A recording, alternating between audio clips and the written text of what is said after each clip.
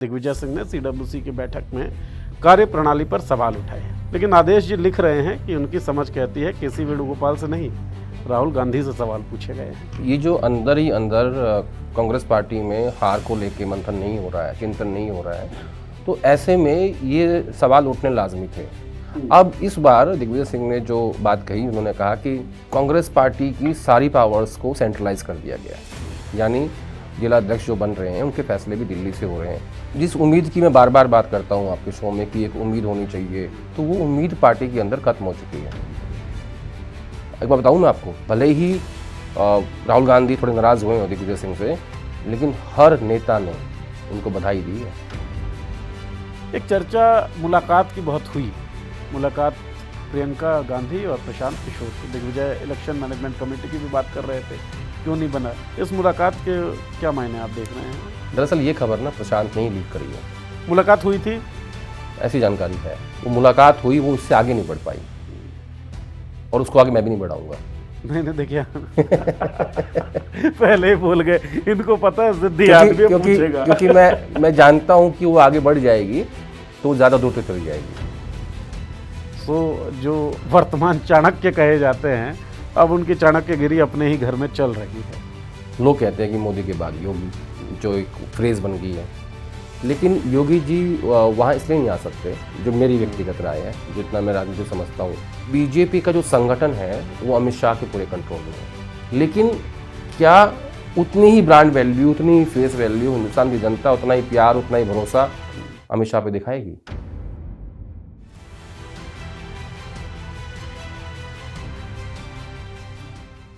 नमस्कार दोस्तों, देखी जाए के नए एपिसोड में आप सभी का स्वागत है। बातचीत करने के लिए हमारे साथ हमेशा की तरह हमारे कंसल्टिंग एडिटर आदेश रावल जी सामने बैठे हुए हैं। बहुत बहुत स्वागत आदेश जी आपका। Thank you Neeraj ji. यात्रा करते हैं हम लोग, यात्रा इस एपिसोड में भी करेंगे। यात्रा दिल्ली से लखनऊ तक जाएंगे, हरियाणा की चर्चा विस्तृत तौर पर होगी, कई बड़े नामों की चर्चा ज़रूर होगी, और मुझे लगता है एक विषय जो अब तक आपने देखी जाएगी में नहीं सुना होगा और बहुत आपके लिए ऐसा रहा होगा कि चिर प्रतीक्षित है। भाई आदेश जी बताएं कि प्रियंका गांधी प्रशांत किशोर से मिली हैं क्या? मिली हैं तो चर्चा किस बात पर हुई है, इस पर आप जानना चाह रहे होंगे, मैं जानना चाह रहा हूँ।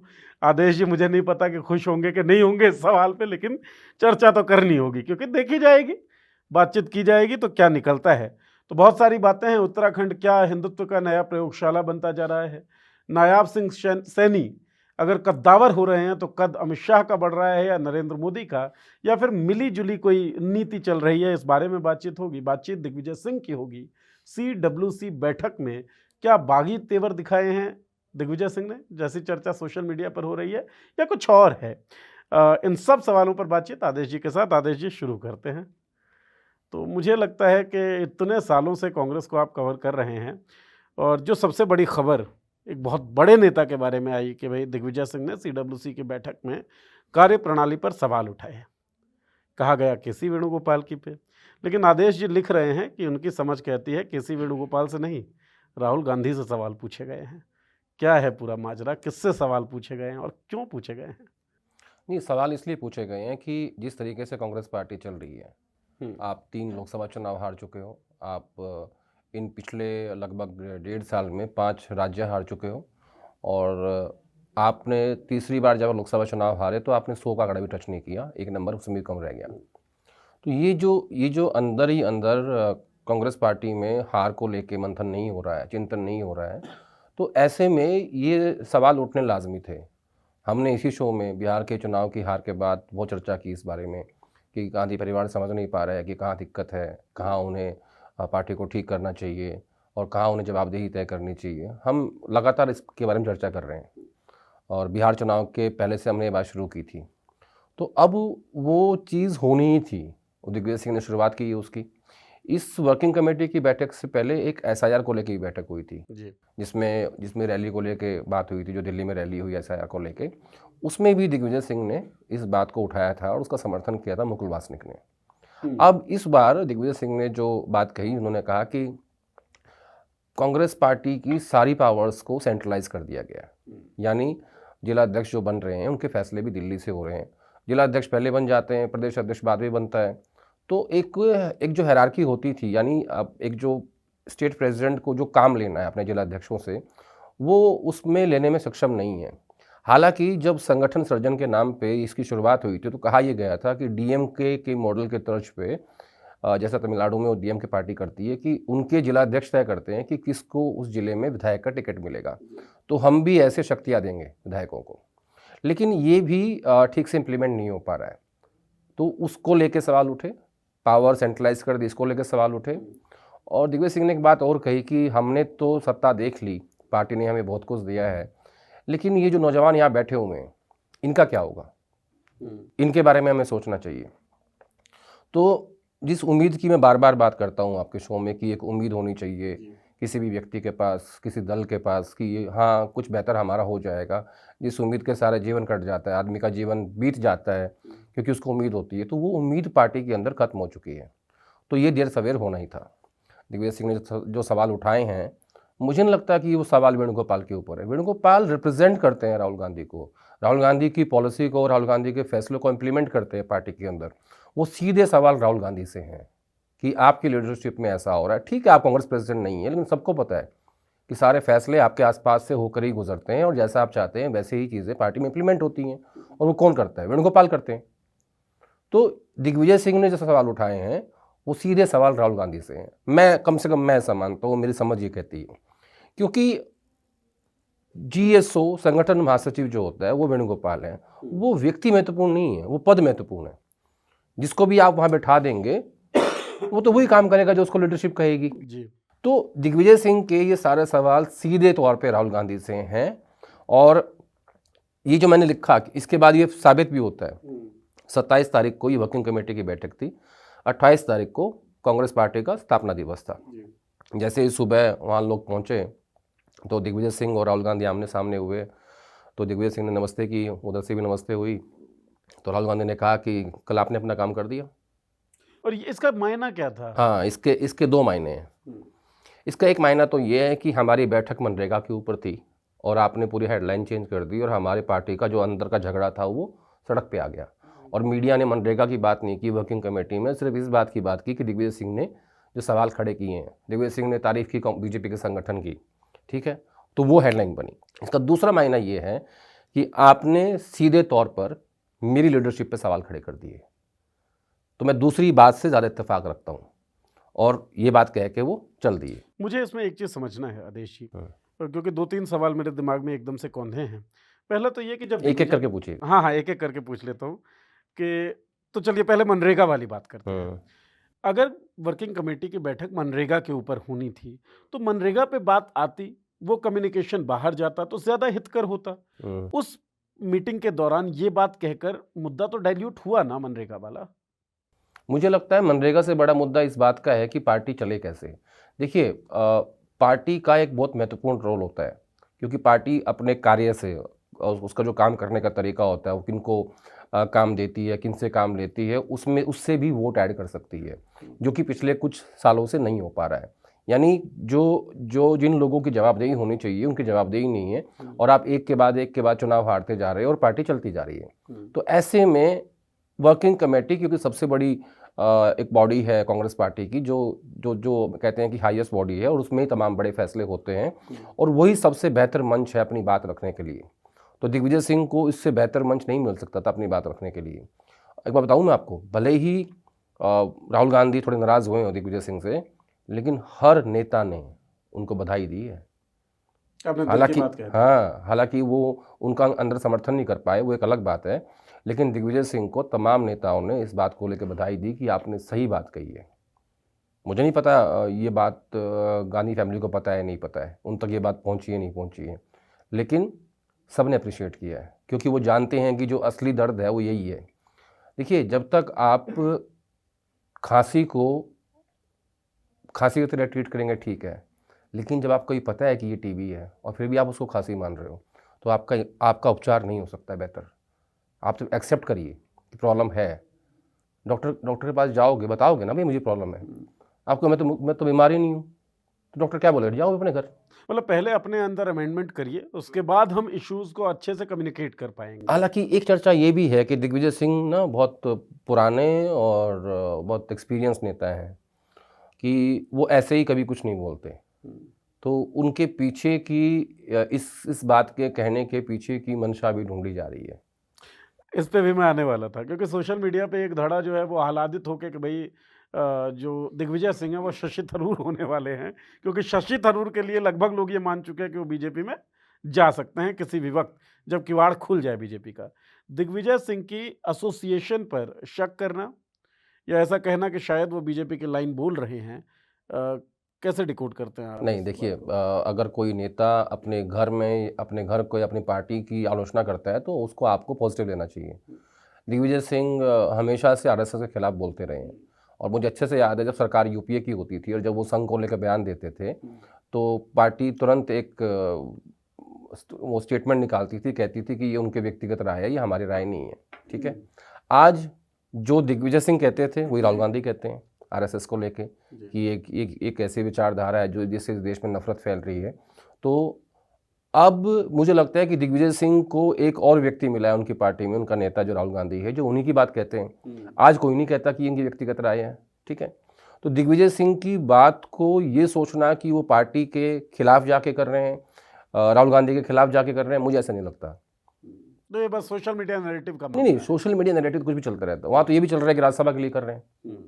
ठीक है, इस बैठक से कुछ दिन पहले मुझे किसी ने बताया कि वो खड़गे साहब के पास भी गए थे, कांग्रेस प्रेसिडेंट के पास, और उनको लंबी बैठक हुई। उनको कहा कि हमें सही बात लीडरशिप को बोलनी चाहिए। खड़गे साहब ने कुछ अपनी मजबूरियां बताई होंगी तो उन्होंने कहा कि नहीं, हम आने वाली पीढ़ियों को क्या जवाब देंगे। नहीं, लीडरशिप को क्या बताएं? लीडरशिप तो खड़गे साहब ही है ना ऑन डॉक्यूमेंट्स तो एटलीस्ट। नहीं, लीडरशिप तो जो है सबको पता है कौन है। तो उन्होंने ये कहा कि आपको कांग्रेस प्रेसिडेंट रहते हुए अपनी बात जो है वो बोलनी चाहिए कि कहाँ पार्टी में प्रॉब्लम है। तो उनकी जो मजबूरियाँ रही होंगी, मुझे नहीं पता क्या रही होंगी, उन्होंने जो भी उनको कहा होगा, लेकिन उसके बाद जब ये वर्किंग कमेटी हुई तो दिग्विजय सिंह ने अपनी बात लीडरशिप के सामने बोल दी और खुल के कह दी कि आने वाली पीढ़ियों का सोचो। और हम लोग क्या जवाब देंगे आने वाली पीढ़ियों को कि जब आरएसएस की विचारधारा देश में फैल रही थी जो एक नफरत की विचारधारा है जो कांग्रेस पार्टी कहती है, तब हम लोग क्या कर रहे थे, क्यों? अब पहले क्या होता था, जब 2014 से पहले, इसके पीछे कहानी सुनाता हूँ आपको, बड़ी इंटरेस्टिंग कहानी है। 2014 से पहले राहुल गांधी बंद कमरों में जो बैठकें होती थी उसमें कहते थे कि मैं वो गलती कभी नहीं करूँगा जो मेरी माँ ने करी है। वो गलती क्या थी? सिख वाला नहीं, राहुल गांधी को लगता था कि कांग्रेस पार्टी के और यूपीए सरकार के सारे फैसले अहमद पटेल के आसपास से होकर अच्छा, गुजर। माँ एज इन सोनिया गांधी की बात कर रहा हूँ। और उनको लगता था कि कांग्रेस पार्टी और सरकार के सारे फैसले अहमद पटेल के आसपास से होकर गुजरते हैं और ये एक ही व्यक्ति है जो इतना पावरफुल है। तो वो कहते थे खासकर यूथ कांग्रेस के लोगों को, जितने भी वो पीढ़ी थी उस दौर की, कि एक अहमद पटेल क्यों है, 10 क्यों नहीं है, एक अंबानी क्यों है, 100 क्यों नहीं है, एक अडानी क्यों है, 50 क्यों नहीं है। ठीक है, वो कहते थे कि I am in favour of decentralisation of power. ठीक है, आज लगभग सेंट्रलाइजेशन ऑफ पावर, आज उनके ऊपर आरोप लग रहे हैं कि आपने पूरी पावर को सेंट्रलाइज कर दिया। लेकिन इसमें तो यानी राहुल गांधी बदल गए, इसका मतलब। इसमें आपकी चर्चा से और आपने जो बातचीत इसी शो में की है उसको एक कोट में करना चाहूँगा। जब आप कहते हैं राहुल गांधी का जो नेतृत्व करने का तरीका है, काम करने का जो तरीका है वो ये है कि अगर किसी को जिम्मेदारी दे दी तो दे दी, मतलब अगर किसी को प्रभारी नियुक्त किया तो प्रभारी ने जो कहा उसकी बात वो मानेंगे, मतलब वो टांग नहीं अड़ाते हैं। यही तो डिसेंट्रलाइजेशन होता है। नहीं, वो ठीक है, प्रभारी को कह दिया, प्रदेश अध्यक्ष को कह दिया, लेकिन जो सारी पावर्स को इकट्ठा कर दिया है एक पद के ऊपर, जनरल सेक्रेटरी ऑर्गेनाइजेशन के ऊपर, मैं फिर कह रहा हूँ वेणुगोपाल इंपॉर्टेंट नहीं है, वो पद महत्वपूर्ण है। ठीक है, अब अगर राज्यों के प्रभारी, जनरल सेक्रेटरी, प्रदेश अध्यक्ष, वो सब हर फैसले के लिए उनको देखना पड़ता है जीएसओ की तरफ, वेणुगोपाल की तरफ, तो इसको कहेंगे सेंट्रलाइजेशन ऑफ पावर। तो आप देखो कि जब राहुल गांधी 2014 तक या उससे पहले तक कहते थे कि I am in favour of decentralisation of power, आज सब कुछ सेंट्रलाइज्ड हो गया और उन पे उन्हीं की पार्टी के वरिष्ठ नेता आरोप लगा रहे हैं। तो ऐसा क्या हो गया? लेकिन एक बात समझ में नहीं आई इसमें, और मुझे लगता है ये चर्चा ऐसे चलेगी क्योंकि टेक्निकली समझने वाली चीज़ है। भाई जनरल सेक्रेटरी ऑर्गेनाइजेशन है, जो इंचार्ज ऑर्गेनाइजेशन है अगर वेणुगोपाल, तो जहाँ जहाँ ऑर्गेनाइजेशन होगा, जिस भी स्टेट में होगा, वो रिपोर्ट तो करेगा ना किसी एक आदमी को। भाई वो जीएसओ को रिपोर्ट करे, वो प्रेसिडेंट को रिपोर्ट करे, वो जीएस को रिपोर्ट करे, किसी को तो रिपोर्ट करेगा, और जिसको रिपोर्ट कर रहा है सेंट्रलाइजेशन फिर कह दिया जाएगा। तो डिसेंट्रलाइजेशन इस मामले में होगा कैसे? ये ऐसे होगा कि किसी भी राज्य का प्रदेश अध्यक्ष जो है वो अपने डिस्ट्रिक्ट प्रेसिडेंट नियुक्त करे, ठीक है, उसके पास सोल अथॉरिटी हो। अथॉरिटी हो। जो जनरल सेक्रेटरी उस राज्य का है वो उसके साथ चर्चा करें कि हम इनको जिलाध्यक्ष बना रहे हैं, और फिर वही जनरल सेक्रेटरी और प्रदेश अध्यक्ष मिलकर अपनी प्रदेश कांग्रेस कमेटी बनाएं, फिर वही जनरल सेक्रेटरी प्रदेश अध्यक्ष मिलकर ब्लॉक अध्यक्ष बनाएं, मंडल अध्यक्ष बनाएं, नीचे तक जाएं, गांव तक जाएं, कस्बे तक जाएं, ठीक है। ऐसे करके जब आप, क्या होता है, जो समस्या यूथ कांग्रेस में पैदा हुई, जो मैं हमेशा कहता हूँ कि जो जय जगत ने करी, कि आज जब आपने कहा कि चुनाव कराएंगे और विधानसभा अध्यक्ष होगा, लोकसभा अध्यक्ष होगा, और उन किसी की भी जवाबदेही स्टेट प्रेसिडेंट या आईवाईसी प्रेसिडेंट को लेकर नहीं रही, क्योंकि वो सब कहते रहे कि हम तो खुद से चुन के आए हैं। आज वही समस्या आप भारतीय राष्ट्रीय कांग्रेस का संगठन में पैदा कर रहे हो थ्रू जिलाध्यक्ष। यानी जब आप दिल्ली से जिलाध्यक्ष बनाओगे तो जो प्रदेश अध्यक्ष है या क्यों सुनेंगे वो, उसकी वो सुनेंगे नहीं। तो यहाँ जो है ना वो चेन टूट जाती है, किसकी, जवाबदेही की चेन।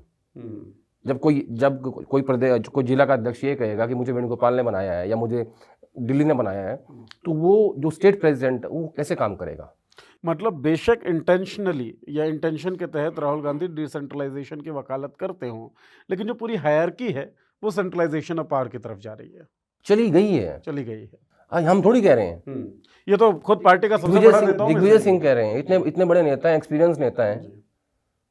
और एक और बताता हूँ आपको बात, पंचमढ़ी में एक कैंप हुआ था कुछ दिन पहले, क्या वहाँ, ये मैं छोड़ दूंगा सवाल के साथ, क्या वहाँ नेहरू और गांधी की विरासत पढ़ाई गई थी, बताई गई थी? मैं छोड़ रहा हूँ सवाल के साथ, और यही जुड़ा हुआ है दिग्विजय सिंह की बात से। ठीक, करूंगा एलैबोरेट बाद में कभी। तो आदेश जी ने सवाल को छोड़ा है, सवाल पे चर्चा हम अगले चर्चा में कर लेंगे, लेकिन अभी छोड़ा है तो हम सम्मान पूरी तरीके से आदेश जी की बात का। आदेश जी, दिग्विजय वाले पूरे प्रकरण पर एक सवाल और ले लेते हैं, फिर आगे मूव करते हैं। नहीं, आप चाहो 4 ले लो। नहीं, एक लेते हैं, क्योंकि इसमें मेरे पास बताने के लिए बहुत कुछ है जी। इसमें आप जितने सवाल पूछेंगे मेरे पास सबका जवाब है। हाँ, तो मेरा मानना ये है, जैसे आपकी तो ऑब्वियसली बात कई लोगों से होती है, और जो हमें चर्चा में जानने को मिलता है, और हम कभी टीवी के पत्रकार तो रहे नहीं, तो वो चीज़ है नहीं कि सोर्स बना लिया, किसी बीट की पत्रकारिता की नहीं। लेकिन एक सीनियर लीडर से मेरी भी बातचीत हो रही थी, और उनका ये कहना था कि पार्टी को हमको जितना देना था वो पार्टी हमें दे चुकी है, हम सत्ता सुख भी भोग लिए, मंत्री भी बन लिए, अब पार्टी को हमसे क्या लेना है ये पार्टी तय करे। पार्टी कुछ लेना चाहेगी तो हम देने को तैयार हैं। अब ऐसे में मुझे लगता है वो सीनियर लीडर जो मुझसे ये बात कर रहे थे, या दिग्विजय सिंह जिनकी आकांक्षा हो सकती है कांग्रेस की बेहतरी ही हो, और जिसके कारण वो सवाल उठा रहे हैं, या अन्य सीनियर लीडर्स जो इस कार्य प्रणाली से क्षुब्ध हैं, दुखी हैं, अपनी अपनी कैपेसिटी में कितना कर रहे हैं, इसका मूल्यांकन भी तो किया जाए। मूल्यांकन तब करेंगे आपके पास काम हो, एज इन पद हो आपके पास। हाँ, आपको पार्टी काम देगी ना। देखो, पहले की बात समझो कि किसी भी नेता को पार्टी उसमें इन्वेस्ट करती है तब जाके वो नेता बनता है। सपोज करो, आपको एग्जांपल देता हूँ, आपको बनाया जिला अध्यक्ष आपके जवानी के दिनों में, फिर आप बढ़ते बढ़ते आप प्रदेश कांग्रेस कमेटी तक आए, फिर आप अध्यक्ष हो गए, फिर आप दिल्ली आए, फिर आप महासचिव हो गए, फिर आपको एक राज्य का महासचिव बना दिया गया, फिर आपने वहाँ सीएम बनाया, फिर आप फ्लाइट से जा रहे हो, फिर आप मीटिंग ले रहे हो विधायकों की, फिर आप तय कर रहे हो कि सीएम कौन होगा। ये जो पूरी प्रक्रिया होती है ना, ये सब ने की हुई है। दिग्विजय सिंह ने, गुलाम नबी आज़ाद ने, मुकुल वासनिक ने, ठीक है, अंबिका सोनी ने। तो ये लोग, इन लोगों के ऊपर पार्टी की इन्वेस्टमेंट है लगभग 40 साल की। तो ये बाल धूप में नहीं पके। हाँ, तो ये जो 40 साल की इन्वेस्टमेंट है ना, ये आपको एक बनाती है कि भाई आप एक ऐसे नेता हैं जिसका एक्सपीरियंस्ड है। जब आप आ जाओ, जब आप सीएम बन जाते हो तो आप मीडिया को मोबिलाइज करते हो, आप ब्यूरोक्रेसी को मोबिलाइज करते हो, बहुत सारे लोगों को मोबिलाइज करते हो। तो क्या पार्टी को उनके उस 40 साल के एक्सपीरियंस का फ़ायदा लेना चाहिए? बिल्कुल लेना चाहिए। ठीक है, उनके काम का फ़ायदा, जिन लोगों को उन्होंने मोबिलाइज किया उसका फ़ायदा, और एक्सपीरियंस जो है ना उसका कोई अल्टरनेट नहीं है। चाहे हम जर्नलिज्म में हैं, चाहे हम राजनीति में हैं, या हम किसी कॉर्पोरेट सेक्टर में, हम कहीं भी हैं, अनुभव तो बोलेगा, या हम आर्मी में हैं, अनुभव ही चाहिए होता है आपको। क्योंकि अनुभव को काट के अगर आपको लगता है कि मैं एक एक सीढ़ी आदमी चढ़ता है ना, उसका अलग मजा है। जैसे ही आप वो तोड़ के चढ़ोगे ना, या जंप करके चढ़ोगे, आप गिर जाओगे, गड़बड़ा जाएगा मामला गिर जाओगे आप। तो पार्टी को अब फिर वही बात आएगी डिसेंट्रलाइजेशन वाली। जब इनको अगर आप डिसेंट्रलाइजेशन करोगे, तो अगर आप नेताओं को काम दोगे तभी तो आपको फायदा मिलेगा पार्टी को। उनके पास काम ही नहीं है। जो आप कह रहे हो, जिनकी आपसे बात हुई है, वो यही तो कह रहे हैं, काम तो दो भैया और करवाओ। दिग्विजय सिंह क्या कह रहे हैं कि आपने एक व्यक्ति को काम दिया है, आप सबको काम दो। और मुझे अच्छे से याद है G23 जब बना था 2022 में, वो क्या कह रहे थे, वो भी यही कह रहे थे, लेकिन उनको मान लिया गया या प्रोजेक्ट कर दिया गया आसपास के लोगों ने कि ये एंटी गांधी फैमिली है। और जो मीडिया नैरेटिव अभी दिग्विजय के खिलाफ चल रही है वो भी ऐसी ही चल रही है, एंटी लेकिन कांग्रेस से। लेकिन दिग्विजय सिंह ने, मुझे ऐसा लगता है व्यक्तिगत रूप से, किसी ना किसी को गांधी फैमिली में पहले इन्फॉर्म किया होगा, ये मेरी समझ कहती है। चलिए आपकी समझ से अगला क्वेश्चन उठा लेते हैं। और दिग्विजय जी पे बहुत बातचीत हुई, एक बातचीत और है जो मुझे लगता है कि दर्शक भी बड़े, कई कमेंट्स में पढ़ रहा था कि इस पे अब तक बात क्यों नहीं हुई है। एक चर्चा मुलाकात की बहुत हुई, मुलाकात प्रियंका गांधी और प्रशांत किशोर की। दिग्विजय इलेक्शन मैनेजमेंट कमेटी की भी बात कर रहे थे, क्यों नहीं बना। इलेक्शन मैनेजमेंट इस शब्द से ही प्रशांत किशोर का चेहरा कई लोगों की नज़र में आ जाता है। इस मुलाकात के क्या मायने आप देख रहे हैं? देखिए, Prashant Kishor as a politician जो रिजल्ट बिहार में आया है वो आपने देख लिया जी। प्रशांत किशोर इससे पहले मुख्यमंत्री बनाते थे अलग अलग राज्यों में जाके, इसकी वो मोटी फीस भी लेते थे। प्रियंका गांधी ने खुद कहा है कि क्या ये भी खबर है क्या, कोई मुझसे मिला है क्या, संसद में जब उनसे पूछा गया, सत्र चल रहा था कि आपसे प्रशांत किशोर की मीटिंग हुई है। दरअसल ये खबर ना प्रशांत ने ही लीक करी है। मुलाकात हुई थी, ऐसी जानकारी है कि मुलाकात हुई थी और वो उधर से ही वो खबर प्लांट हुई, अखबार को दी गई, अंग्रेजी अखबार को, उसने वो छापा पूरा। क्योंकि बिहार चुनाव के हारने के बाद से प्रशांत का जो मार्केट शेयर है वो बहुत डाउन आ गया था। ठीक है, फिर ये मुलाकात की खबर बाहर जाना तो एकदम से फिर उनकी चर्चा शुरू हुई, लेकिन वो वहीं पे रुक गई।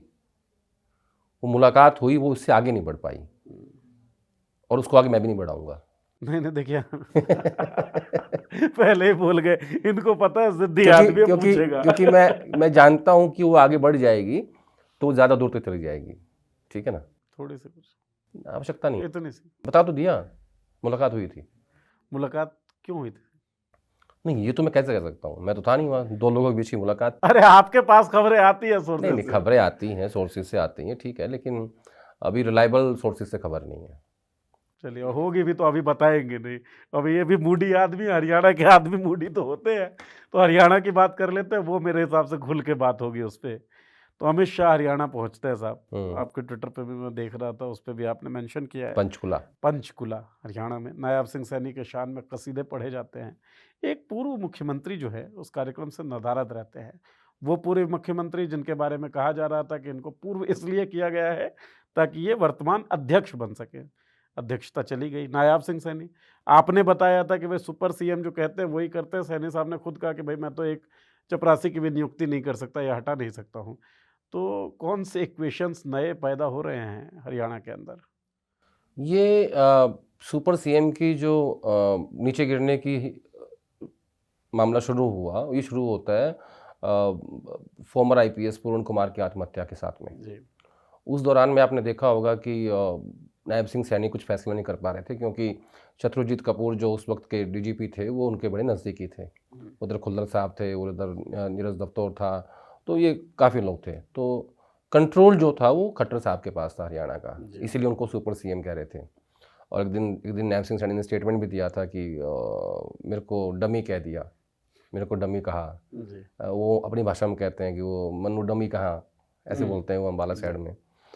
तो वहाँ से ये चीज़ शुरू होती है और वहाँ उसके बाद से जैसे ही उनको छुट्टी भेजा जाता है शत्रुजीत कपूर को, तो नायब सिंह सैनी दिल्ली के आशीर्वाद से चक्र भी तोड़ना शुरू करते हैं। जिस दिन नितिन नवीन को कार्यकारी अध्यक्ष घोषित किया गया, उसके 1 घंटे बाद नायब सिंह सैनी ने शत्रुजीत कपूर को डीजीपी पद से हटा दिया, जो कि छुट्टी भी गए हुए थे और जो सुपर सीएम के खास थे। पहला तोड़ दिया।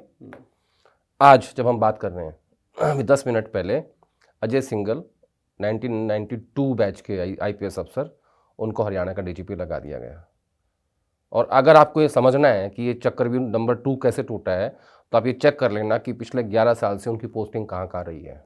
उनको एक भी ढंग की पोस्टिंग नहीं दी खट्टर साहब, जैसे एडमिनिस्ट्रेटिवली शंटिंग पोस्ट कहते हैं, उस पे थे। हमारे यहाँ कहते हैं खुड लाइन, हरियाणा में कहते हैं खुड लाइन पोस्टिंग या पनिशमेंट पोस्टिंग, उसमें रहे वो। तो खट्टर साहब की नज़रों से दूर जो व्यक्ति बैठा हुआ था पिछले 11 साढ़े 11 साल में, उसको सैनी साहब ने आज डीजीपी बना दिया हरियाणा का।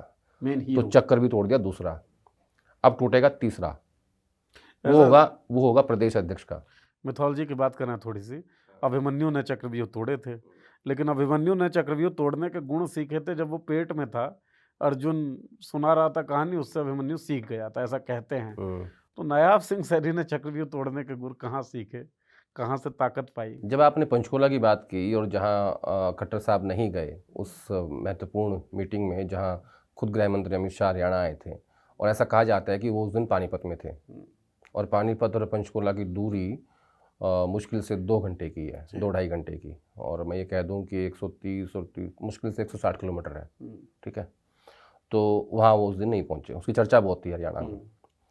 तो पंचकुला में ही खूब तारीफ़ की अमित शाह जी ने सैनी साहब की, मुख्यमंत्री जी की, और साथ साथ ये भी कहा कि नायब सिंह सैनी किससे डरता नहीं है।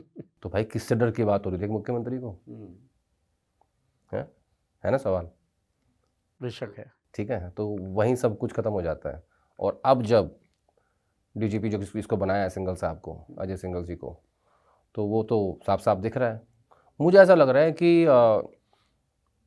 जब मनोहर लाल जी हरियाणा के मुख्यमंत्री थे, वो ज़्यादा रिपोर्ट प्रधानमंत्री मोदी को करते थे, और अमित शाह जी को ज़्यादा रिपोर्ट नहीं करते थे। ज़्यादा गुड बुक्स में थे वो मोदी जी के। हाँ, क्योंकि वो उन्हीं के साथ उनका एक्सपीरियंस रहा है, पुराने साथी हैं, प्रचारक रहे दोनों इकट्ठे गरीबी के दिनों के। तो अब जो है ये जो चक्रव्यूह टूट रहे हैं ना, ये मुझे लगता है कि अमित शाह जी के आशीर्वाद से टूट रहे हैं। तो ये चक्रव्यूह केवल नायाब सिंह सैनी तोड़ रहे हैं अपने, या अमित शाह भी? नायब सिंह सैनी अकेले नहीं तोड़ सकते थे। आप देखो, वो वेट करते रहे, उनको ये, उनके मन में ये था कि जो 3-4 नाम चल रहे हैं राष्ट्रीय अध्यक्ष को लेकर, उसमें एक नाम खट्टर साहब का भी था। तो जब तक वो फैसला नहीं हुआ तब तक उन्होंने डीजीपी को नहीं हटाया। जैसे ही वो फैसला हो गया कि नितिन नवीन होंगे, तुरंत उन्होंने हटा दिया। मैं जो पूछने वाला था वो ये कि चक्रव्यूह केवल नायाब सिंह सैनी के ही टूट रहे हैं, बेशक अमित शाह के सपोर्ट से, या अमित शाह भी कोई चक्रव्यूह तोड़ रहे हैं? पीएमओ में जो हलचलें हुई उस पर हमने चर्चा की थी, उसके बाद सुपर सीएम मनोहर लाल खट्टर का इस तरीके से गौण हो जाना, और नायब सिंह सैनी का उभरना, और अलग अलग राज्यों में बल्कि केंद्रीय स्तर पर भी अमित शाह के पसंदीदा लोग जो हैं उनका पदभार पे आना, राज्यों में, मीडिया में, संगठन में, उत्तर प्रदेश के अध्यक्ष, एग्जैक्टली, बीजेपी के राष्ट्रीय अध्यक्ष, और अब डीजीपी हरियाणा, और अब आने वाले हरियाणा बीजेपी के प्रदेश अध्यक्ष, ठीक है, और एक आध चैनल के संपादक। तो ऐसे करके जब आप देखोगे तो ये भविष्य की जो रणनीति जो कोई भी एक समझदार पॉलिटिशियन बनाता है अपने लिए, मुझे लगता है ये उसका हिस्सा है। सो जो वर्तमान चाणक्य कहे जाते हैं, अब उनकी चाणक्यगिरी अपने ही घर में चल रही है। नहीं, क्यों नहीं चलेगी? देखिए, मैं बार बार एक बात कहता हूँ कि ये लड़ाई है कि मोदी जी के बाद कौन। ठीक है, लोग कहते हैं कि मोदी के बाद योगी, जो एक फ्रेज बन गई है, लेकिन योगी जी वहाँ इसलिए नहीं आ सकते, जो मेरी व्यक्तिगत राय है, जो इतना मैं राजनीति समझता हूँ, थोड़ी बहुत ही समझता हूँ, उसमें मुझे ऐसा लगता है कि बीजेपी का जो संगठन है वो अमित शाह के पूरे कंट्रोल में है। राइट। संगठन और संसाधन, ये दो ही चीज़ आपको वहाँ तक लेके जाती हैं, और ये दोनों चीज़ें आज अमित शाह के पास हैं। लेकिन फिर एक सवाल छूट जाता है, जो मैंने लास्ट शो में कहा था आपके, ये तो चल रही है बात की, ठीक है, मोदी जी का सक्सेसर कौन होगा, लेकिन मुझे इस बात का डर है कि जो ब्रांड वैल्यू हिंदुस्तान में प्रधानमंत्री मोदी की है, जो उनके नाम पे वोट मिल रहा है, क्या वो उनके हटने के बाद बीजेपी को मिलेगा? चाहे वो अमित शाह हो, चाहे योगी हो, चाहे देवेंद्र फडणवीस हो, कोई भी हो। तो लड़ाई तो चल रही है सक्सेसर की, लेकिन क्या उतनी ही ब्रांड वैल्यू, उतनी ही फेस वैल्यू हिंदुस्तान की जनता, उतना ही प्यार, उतना ही भरोसा अमित शाह पे दिखाएगी? ये भी मैं छोड़ रहा हूँ सवाल के साथ। और क्या योगी चुप हो जाएंगे? क्योंकि योगी का जनाधार और जिस लाइन की राजनीति भारतीय जनता पार्टी करती है, उस लाइन में योगी का जो एक्सेप्टेंस है लोगों के बीच, हिंदुत्व की मैं बात कर रहा हूँ, वो अमित शाह से कहीं आगे है। तो क्या वो बगावत भी देखने को मिलेगी?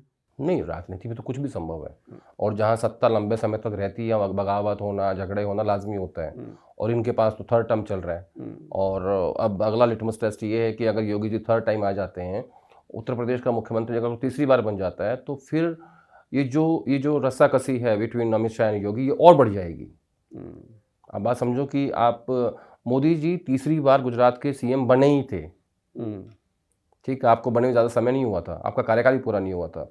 और अगर योगी जी उत्तर प्रदेश जैसे राज्य के 3rd टाइम चीफ मिनिस्टर बन जाएं, सवाल हाइपोथेटिकल है, एज्यूम कर रहे हैं जैसे मैथमेटिक्स में करते थे कि मान लीजिए, तो फिर जो राजनीति है बदल जाएगी। बियॉन्ड द लाइंस ये है कि अखिलेश यादव थोड़ा खुश हो सकते हैं, नहीं क्योंकि नहीं, ये इतना आसान नहीं है। हम आज की 31 दिसंबर 2025 को हम जब बैठ के बातचीत कर रहे हैं, और ये हमारी बातचीत अगले साल पब्लिश होगी जब जनता देखेगी, और ये सवाल 2027 का है। और मैं हमेशा एक बात कहता हूँ कि हिंदुस्तान की राजनीति में 4 दिन के बाद का प्रेडिक्शन नहीं होता। एग्जैक्टली। हम तो 2 साल बाद की प्रेडिक्शन करने की बात कर रहे हैं। तो अगर योगी जी 3rd टाइम जीत जाते हैं संघ के और ऊपर के आशीर्वाद से, तो चीज़ें बदल जाएंगी। लेकिन जिस हिसाब से अमित शाह जी आज की डेट में उनके पास जो कंट्रोल है संगठन और संसाधनों का, तो उनका तो कोई अल्टरनेट ही नहीं है। भाई योगी जी के ना चाहते हुए भी उन्होंने पंकज चौधरी को बनाया प्रदेश अध्यक्ष। बिल्कुल। तो ये उनकी पावर है। तो फिलहाल के मामले में तो जो पलड़ा है वो अमित शाह का बहुत भारी दिख रहा है, योगी का बहुत हल्का। और योगी की बात हो ही रही है तो थोड़ी सी लखनऊ की बात कर लेते हैं। एक मीटिंग की चर्चा आपने अपने ट्विटर पे की है कि एक मीटिंग हुई रिटायर्ड अधिकारी के घर पे, एक चैनल जो बड़े उद्योगपति का चैनल है उसके सीईओ पहुंचे, क्षेत्रीय संपादक पहुंचा। क्यों हो रही थी चर्चा, कौन सी मीटिंग थी, थोड़ा बहुत हमें बताइए। ये थोड़ा वाइड मुद्दा है, फैला हुआ है, ये बहुत फैला हुआ है। जैसे ये इसके जो तार हैं ये प्रसार भारती के जो चेयरमैन थे वो जी, और एक बड़े उद्योगपति और ड्रीम 11 और ड्रीम 11 के संस्थापक और उसमें अनऑफिशियल पार्टनर्स, और ड्रीम 11 को एक अमेंडमेंट के ज़रिए बंद कर देना सरकार ने किया, सरकार ही लेके आई, अपने लोगों के खिलाफ लेके आई, और कहा कि लीगल बैटिंग नहीं हो सकती, ये इस देश के युवाओं के साथ धोखा है, ऐसा कहा गया, लेकिन धोखा कहीं और ही हो रहा था।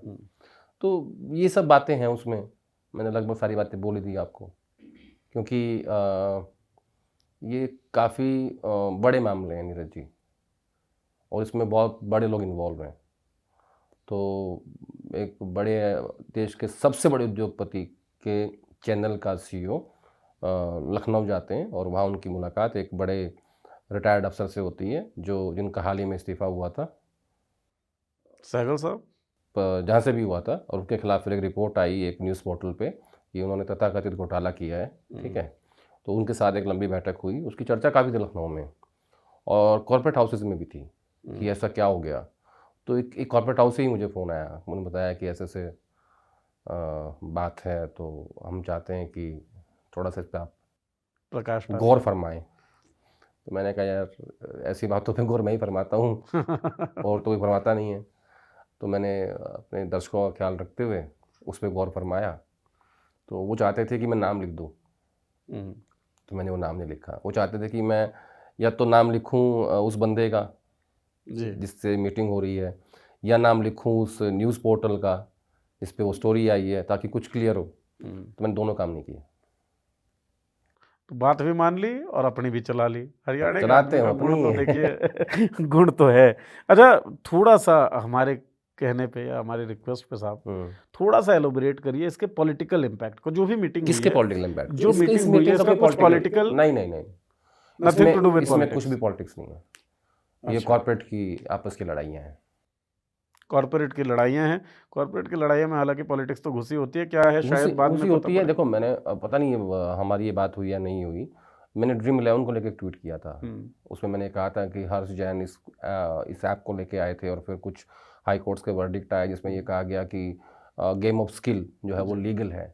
तो एक लीगल बैटिंग की शुरुआत हुई, और उसमें कुछ बड़े लोगों के बच्चे भी इन्वॉल्व थे जो अनऑफिशियल थे, और फिर जिसके धब्बे बाद में सरकार पे पड़ते, उससे पहले ही एक अमेंडमेंट के जरिए उसको उस लीगल जो शब्द था वो game of skill is a legal thing, उसको हटा दिया गया। क्योंकि ये लड़ाई थी इलीगल और लीगल के बीच की, जो कि बड़ी लड़ाई थी। तो पॉलिटिकल इम्पैक्ट मैं इसलिए पूछ रहा था कि पीएमओ में जो हलचल हुई उस हलचल में भी बात बेटिंग की आई थी, मैं वही तो बता रहा हूँ, और क्या कह रहा हूँ मैं, कहा तो ड्रीम 11, इससे अब तो क्या कहूँ। चलिए ठीक है, थोड़ा बहुत छिपा रहेगा मामला। मैंने क्या कहा आपको कि लीगल और इलीगल की लड़ाई थी। हम्म, कुछ लोग लीगल कमा रहे थे, कुछ इलीगल कमा रहे थे, तो किसी को लगा कि हम इलीगल क्यों कमाएं। अब ये जो कोई किसी सर्वनाम है, मैं संज्ञा चाहता हूँ, संज्ञा सब देने नीरज, वाले ये हैं नहीं। संज्ञा देनी आसान नहीं होती। हम्म, जिसके बारे में इस देश की नेशनल मीडिया बात ही नहीं कर रही है, तो उसके बारे में तुम उसे संज्ञा मान रहे हो कि मैं इसको विस्तार से बता दूं। क्या चाह रहे हो?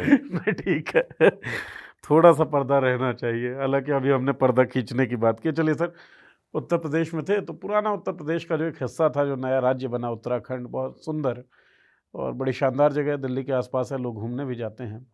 बड़ी दुखदाई खबरें वहाँ से आ रही देवभूमि, हैं। देवभूमि। देवभूमि, और देवभूमि में कृत्य सारे शैतान वाले हो रहे हैं, बहुत सारे। बीते दिनों हमने देखा पहाड़ों में किस तरीके से कम्युनल रंग जो है वो चढ़ता चला गया। अभी सूरत के आधार पे, शक्ल के आधार पे, क्योंकि ये तो बड़ी अफसोसजनक बात है कि नॉर्थ ईस्ट का कोई व्यक्ति अगर दिल्ली में दिखता है तो उसको गलत शब्दों से एड्रेस किया जाता है, कह चिंकी दिया कहते जाता हैं है उसे, चाइनीज़ है, चिंकी बोला जाता चिंकी है है, ना? चाइनीज है, या जो भी है। और ऐसा ही कुछ कह के एक व्यक्ति के साथ जो बर्बरता हुई है उत्तराखंड में, केवल लॉ एंड ऑर्डर का मामला आपको लगता है, या फिर हिंदुत्व की नई प्रयोगशाला बनती जा रही है ये पर्वतों के देखिए, बाद ये बात तो देखो? सही है कि उसका चेहरा देख के ही वो उस घटना जो है वो आगे बढ़ी, ठीक है, जी। क्योंकि वो जैसा दिखता था लड़का नॉर्थ ईस्ट का, एंजल चकमा। और हम्म, कहा तो ये गया है कि ये रंग भेद या रेसिज्म का मामला नहीं है, जो पुलिस ने ऑफिशियल रूप से कहा है। लेकिन मैं आपको ये कहूँ कि जिस हिसाब से समाज में नफरत फैल रही है और उसको बीजेपी की टॉप लीडरशिप कंडेम नहीं कर रही है। मैंने ऐसे बहुत से हादसे देखे हैं नीरज, जहाँ जो जाति, धर्म और क्षेत्र के आधार पे होते हैं और प्रधानमंत्री जी उस पर एक शब्द नहीं बोलते। मेरा ऐसा मानना है कि वो इस देश के लाखों लोगों के लिए रोल मॉडल हैं, और उनको कम से कम ऐसी जो हिंसाएं होती हैं, जो जिनके लोग अपने मरते हैं, जाते हैं, कम से कम उसको रोकने के लिए तो उनको कंडेम करना चाहिए। आप एक ट्वीट नहीं कर सकते कि ये घटना बहुत गलत है और मैं इसकी निंदा करता हूँ, और ऐसे जो लोग इस तरह की नफरत फैला रहे हैं समाज में, देश में, उनके खिलाफ सख्त कार्रवाई होनी चाहिए। क्यों नहीं कह सकते? पीएम कह सकते हैं ना, अमित शाह जी कह सकते हैं, कभी नहीं बोलते। मैं बहुत माइन्यूटली वॉच कर रहा था इस बात को, मैंने कभी लिखा नहीं इसके बारे में, सोच रहा था लिखूंगा। मैं थोड़ा सा ऐड करता हूँ इसमें सर, क्योंकि जब मॉब लिंचिंग की घटनाएं बढ़ी, गौ रक्षा के नाम पर हत्याओं को जब वाजिब ठहराया भीड़ ने, और भीड़ हत्याएं करने लगी, तो एक भाषण का एक हिस्सा है जिसमें नरेंद्र मोदी कहते हैं मेरा दिल दुखता है जब इस तरह की घटनाएं होती हैं। लेकिन जिस दिन वो भाषण दे रहे थे उस वक्त भी देश के किसी हिस्से में इस तरह की घटना हो रही थी। तो ऐसा भी तो होता है ना, आप एक माहौल तैयार कर देते हैं, उस माहौल के बाद भीड़ आपकी भी नहीं सुनेगी। नहीं, आप तो ये भी कहते हो कि कपड़े देख के पहचान लो, वो क्या है? नहीं कहते? बिल्कुल। मंगलसूत्र छीन लेंगे, बैज छीन लेंगे, कपड़े देख के पहचान लो। आप खुद ही समाज को पोलराइज कर रहे हो, क्योंकि पता क्या है, विदाउट पोलराइजेशन बीजेपी चुनाव नहीं जीत सकती, ठीक है। चुनाव जितना ही मेन मकसद है। लेकिन मैं ये कहता हूँ कि किसी भी प्रधानमंत्री को अपना इतिहास लिखना चाहिए कि जब आप चले जाओ, जब आप इस पद पे नहीं रहोगे, क्योंकि ये परमानेंट नहीं है, ये टेम्परेरी है, ठीक है। 5 साल, 10 साल, 15 साल, 20 साल, 25 साल, उसके बाद अरे कोई तो आपके बारे, कोई आपका इतिहास लिखेगा, कोई तो आपको याद करेगा। क्या क्या बताओगे पीढ़ियों को आपने क्या किया था? कि मैंने एक भी जाति पे आधारित, क्षेत्र पे आधारित, धर्म पे आधारित घटनाओं का मैंने कंडेम ही नहीं किया उनको। मैंने लोगों को कहा ही नहीं, कम से कम अपने कैडर को बोल दो कि गलत है। क्रिसमस पे तो आप जा रहे हो, चर्च में गए थे ना, और उसी दिन लोग मूर्ति तोड़ रहे थे। जाते तो आप शीश झुकाते हैं हाँ। महात्मा गांधी की तस्वीरों के आगे भी, हाँ। लेकिन गोडसे की पूजा भी होती है। नहीं, फिर आप मनरेगा में गांधी का नाम भी हटाते हो। तो प्रधानमंत्री जी जो हैं वो, उनको इस देश के कम से कम अपने लोगों को, जिनके लिए वो रोल मॉडल हैं, उनको ये संदेश देना चाहिए कि ये जो घटनाएं हो रही हैं, जो उत्तराखंड में हुआ, जो बाकी प्रदेशों में हुआ, और हर रोज़ हो रही हैं, अरे कम से कम एक बार ही सही, एक बार तो कह दो। ये तो आपकी ड्यूटी है। ठीक बात है। बड़ी पुरानी और छोटी सी कहानी जो है कि एक आग लगी हुई थी, एक चिड़िया चोंच में पानी भर के ले जा रही थी, किसी ने पूछा क्या ही हो जाएगा, और उस आग पे डाल रही थी। चिड़िया ने कहा कि जब इतिहास लिखा जाएगा और बोलेगा कि आग लगाने वालों में कौन था, आग बुझाने वालों में, तो मेरा जिक्र आग बुझाने वालों में आएगा। आग लगाने वाले तो कम से कम ये भान देश का प्रधानमंत्री भी तो करे। नहीं, क्यों नहीं करनी चाहिए? दिग्विजय सिंह जो बात कह रहे हैं कि हम क्या जवाब देंगे अपनी आने वाली पीढ़ियों की, हमने उस वक्त क्या किया था जब देश में नफरत फैलती थी, गलत थोड़ी कर रहे हैं। विपक्ष का एक रोल होता है, देश में विपक्ष का रोल इस लोकतंत्र के लिए महत्वपूर्ण होता है, लेकिन उससे कहीं ज़्यादा महत्वपूर्ण होता है कि इस देश का प्रधानमंत्री, अगर जिनको लाखों करोड़ों लोग फॉलो करते हैं, जिनके लिए वो रोल मॉडल है, मैं कहता हूँ ये बात, मुझे इनकी राजनीति से कोई तकलीफ नहीं है। अगर ये इस देश को बांटे ना, जाति में, धर्म में, क्षेत्र में, कोई समस्या नहीं है मुझे सिर्फ एक ही तकलीफ है, नफरत का प्रोपेलेशन हो रहा है, वो उसको, ये ना, ये वायरस की तरह होता है, ये फैलता है, इसको रोकने की कोशिश नहीं कर रहे हैं। चाहते हैं कि और फैले, नफरत रहे, हिंदू मुसलमान में समाज बटा रहे और इनको वोट मिलते रहे। लोग मर रहे, मरने दो, लेकिन आने वाली पीढ़ियां और इतिहास जब आपका पढ़ा जाएगा तो कोई आपको सुनहरे शब्दों में नहीं लिखेगा आपके बारे में। आज हम पढ़ते हैं ना, नरसिम्हा राव ने क्या किया, इंदिरा गांधी ने क्या किया, मनमोहन सिंह ने क्या किया, हम पढ़ते हैं, हम बताते हैं लोगों को, छात्र भी पढ़ते होंगे। ऐसे ही जब 15-20 साल बाद, 30 साल बाद लोग मोदी जी का इतिहास पढ़ेंगे तो उसमें इसका जिक्र ज़रूर होगा कि नफ़रत की राजनीति को कभी भी मोदी जी ने अपनी ज़ुबान से ये नहीं कहा कि इस देश में ये गलत हो रहा है, बल्कि आपने उसको और पनपने दिया। आपकी खामोशी जो है वो उसमें और आग में घी डाल रही है ताकि वो वायरस और फैले। ठीक बात है। तो कम से कम मुझे तो लगता है कि आप सिर्फ अपनी पार्टी के बारे में सोचो, ज़्यादा आपको देश के बारे में सोचना चाहिए। देश के प्रधानमंत्री हैं आप, पार्टी के नेता तो हैं ही, देश के प्रधानमंत्री भी और कम से कम आपको आने वाली पीढ़ियाँ आपको एक महान नेता के रूप में जाने, एक्सेप्ट करें। ठीक है, आपने अपना इतिहास खुद लिख दिया, ये मुझे पता है। आप आज की डेट में अपना इतिहास खुद लिख रहे हो। स्टेडियम के नाम मोदी जी के नाम पे हैं, ठीक है। आपने सेंट्रल विस्ता बना दिया, नहीं पार्लियामेंट बना दिया, आपने 370 हटा दिया, आपने नोटबंदी कर दी, ठीक है। आप जीएसटी ले आए, हालांकि जीएसटी नोटबंदी का अचीवमेंट नहीं मानता मैं, ठीक है, लेकिन ये वो भी नहीं मानते, जिक्र नहीं करते हैं उसका। नहीं, वो नहीं करते, अलग बात है, लेकिन उसमें गिनवाएंगे वो। जब कोई किताब लिखेगा ना तब गिनवा देंगे, उनके वाला आइटम कोई किताब लिखेगा क्योंकि वो बताएगा कि मैंने किताब लिखी मोदी जी के ऊपर। आजकल रिवाज चल रही है। तो जब आपका इतिहास लिखा जाएगा ना, अगर किसी न्यूट्रल आदमी ने लिख दिया तो वो उसका जिक्र ज़रूर करेगा कि इस नफ़रत के माहौल में, इस नफ़रत के वायरस में आप पानी नहीं डाल रहे थे, आप घी डाल रहे थे, और वो इस देश को लॉन्ग टर्म में नुकसान करेगा, आने वाली पीढ़ी को नुकसान करेगा। आज तो जो हो रहा है वो तो हो ही रहा है, भविष्य में भी ये जलाएगा। चाहते हैं ना, तभी तो राजनीति चलेगी। जब तक जलती रहेगी खिचड़ी पकती रहेगी। मामला इतिहास, तभी तो वोट मिलेंगे। एग्जैक्टली, उसके बगैर वोट ही नहीं मिल सकते आपको। जी, आपने पहले बोली भी दिया, अब भी बोला है क्या भाई? इकोनॉमी की बात करके, रोजगार की बात करके आपको कौन वोट देगा? जब तक हिंदू मुसलमान बटे रहेंगे आपको वोट मिलते रहेंगे। आदिवासी गैर आदिवासी, जाट गैर जाट, ठाकुर वर्सेस ब्राह्मण, मराठा वर्सेस गैर मराठा, करते रहो, लोग राजी हैं इसमें। हिंदी वर्सेस तमिल, किसी भी तरह का आप बस एक लाइन पकड़ेंगे जिससे लोग बंट सके, आप बांटेंगे। सिर्फ पोलराइजेशन करना है, अगड़ा पिछड़ा करना है, दलितों को भी बांट दो जी, ठीक है ना, जहां जिसको बांट सकते हैं वहां बांट दो। कोर मकसद है और कोर तरीका है। बहरहाल आपने इतिहास की बात की और इतिहासकारों की बात की, आपने बोला इनके वाला आइटम लिखेगा, उससे मुझे किसी की याद आ गई, और वो माननीय सांसद हैं, हिमाचल प्रदेश से आती हैं, बड़ी मशहूर अभिनेत्री हैं, कुछ फिल्में तो मुझे भी बड़ी पसंद हैं, कंगना रनौत जी। ये इतिहासकार के रूप में मुझे बहुत पसंद है ना, शानदार फिल्में की हैं कुछ। 2014 में आज़ादी मिली इन्हें, ये बोलती हैं, हालांकि इसका भी बोल देना चाहिए कि भाई इतने तो बकवास मत किया करो, कई बार पल्ला झाड़ा है हालांकि पार्टी ने इनके बयानों से। एक बयान इन्होंने दिया था कि 100 रुपए की दिहाड़ी पे बुढ़ियाएँ आई हुई हैं। महेंद्र कौर, शाहीन, किसान आंदोलन में महेंद्र कौर थी। कोर्ट में गया मामला और 7 लाख रुपए लगभग खर्च हो गए हैं। आपके ही ट्विटर अकाउंट पे मैं ये पढ़ रहा था महेंद्र कौर का। फाइनली व्यक्तिगत रूप से पेश होने के लिए कहा गया है कंगना रनावत को। 5 जनवरी को वो व्यक्तिगत रूप से पेश होंगी और उन्होंने सुप्रीम कोर्ट के थ्रू भी बहुत कोशिश करी, कई कई जगह से कोशिश करी कि उनको व्यक्तिगत रूप से पेश ना होना पड़े। और पिछले 5 साल से जो पंजाब की हमारी बीबी हैं महेंद्र कौर जी, गरीब घर की हैं, उनका बेटा बीमार है, बहू बीमार है और उन्होंने कर्ज उठा के 7 लाख रुपए लगा दिए, केस लड़ रही हैं। मतलब नहीं, उसको आके माफ़ी मांगनी पड़ेगी, तभी मैं इस पे बात मानूंगी कि 100 रुपये की दिहाड़ी करने वाली ये महिलाएं जो हैं यहाँ पे इकट्ठे होकर बैठी हुई हैं और इनको दिहाड़ी पे लाया गया था, ऐसा उन्होंने फ़ोटो ट्वीट कर दिया था। तो कंगना को सोचना चाहिए कि इस देश में ज़मीर वाले लोग भी हैं, जिनका ज़मीर जिंदा है आज भी, भले ही वो गरीब हो। जब वो लड़ने पे आते हैं ना, जब वो मान सम्मान पे आते हैं, ये उसका नतीजा है।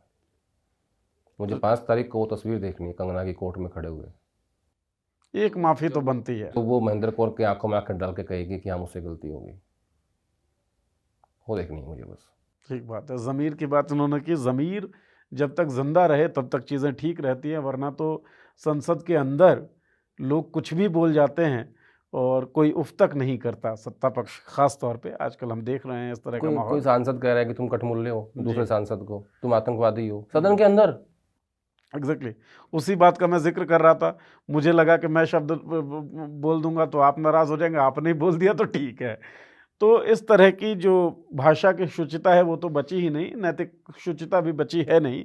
बची रहे तो बेहतर रहेगा। और प्रधानमंत्री क्योंकि एक बड़ा पद है और देश के, जैसा सर ने कहा कि लाखों करोड़ों लाखों लोग जो हैं वो उनको रोल मॉडल करोड़ों मानते लोग। हैं, करोड़ों लोग उनको रोल मॉडल मानते हैं। तो उस तरह का ही उनका जीवन चरित्र हो, मैसेजिंग हो तो बेहतर होगा। बहरहाल बहुत सारी चीज़ें राजनीतिक पटल पर चल रही हैं। कांग्रेस के अंदर कुछ चल रही हैं, बीजेपी के अंदर कुछ चल रही हैं, हरियाणा में कुछ पक रहा है, उत्तर प्रदेश में कुछ पक रहा है। तो जहाँ जहाँ जो जो चल रहा है उस पर एक संक्षिप्त चर्चा करने की हमने कोशिश की। चर्चा आपको कैसी लगी ये ज़रूर बताइए कमेंट बॉक्स में लिखकर। और कुछ सवाल जो आदेश जी ने इस चर्चा में छोड़े हैं उनका जवाब अगर आपको कुछ लगता है तो वो अपनी राय इसमें रख दीजिए।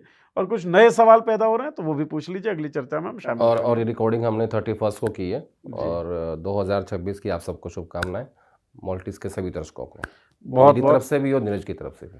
बहुत शुभकामनाएं। बहुत धन्यवाद देखने के लिए।